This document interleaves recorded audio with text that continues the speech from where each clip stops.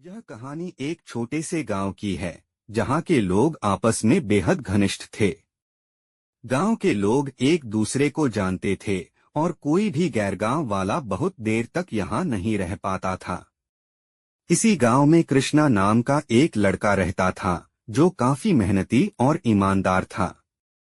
वह एक छोटे से किराने की दुकान चलाता था और गांव के लोग उसकी दुकान से रोज का सामान खरीदते थे। एक दिन सुबह सुबह गांव में सनसनी फैल गई। कृष्णा का शव उसके घर के पास खेत में पड़ा हुआ मिला। उसकी हत्या कर दी गई थी, लेकिन किसी को यह समझ में नहीं आया कि उसे क्यों मारा गया। उसकी दुकान खुली हुई थी और घर में भी कोई सामान चोरी नहीं हुआ था। इस घटना ने गांव में सबको हिलाकर रख दिया। गांव के थानेदार शंकर यादव ने मामले की जांच शुरू की। सबसे पहले उन्होंने कृष्णा के परिवार वालों से पूछताछ की, लेकिन वे सब इस घटना से सदमे में थे और कुछ भी जानकारी देने में असमर्थ थे।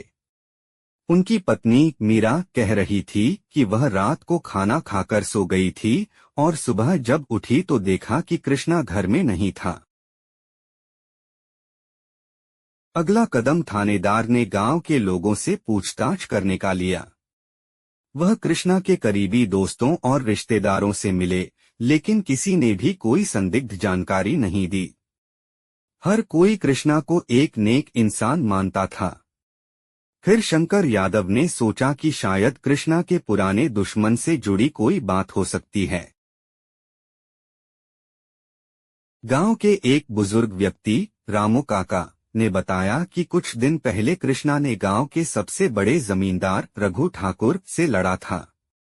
रघु ठाकुर के बारे में यह सुना गया था कि वह कृष्णा के खेत पर अपनी नजरें गड़ा रहा था। कृष्णा ने कभी उसकी बातों का विरोध किया था और हो सकता है कि रघु ठाकुर ने ही उसकी हत्या करवाई हो। शंकर यादव ने रघु ठाकुर से सख्त पूछताछ की, लेकिन वह लगातार नकारता रहा। फिर भी कुछ सुराग मिले। रघु ठाकुर के कर्मचारियों में से एक ने बताया कि उसने रघु को कृष्णा के खेत पर जाने की बात की थी, लेकिन रघु ने इसे नकार दिया।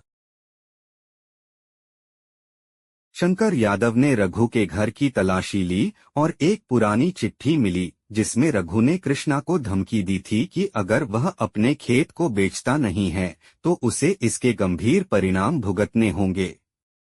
अब शंकर यादव को यकीन हो गया कि रघु ठाकुर ने ही कृष्णा की हत्या करवाई थी।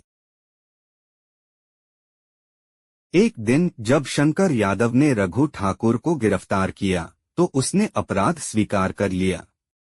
रघु ने बताया कि वह कृष्णा के खेत की जमीन को अपने कब्जे में करना चाहता था और कृष्णा के विरोध के कारण उसने उसे मार डाला।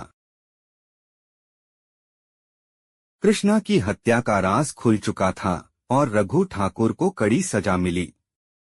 गांव में शांति लौट आई, लेकिन कृष्णा की मौत का शोक सभी पर हमेशा रहेगा।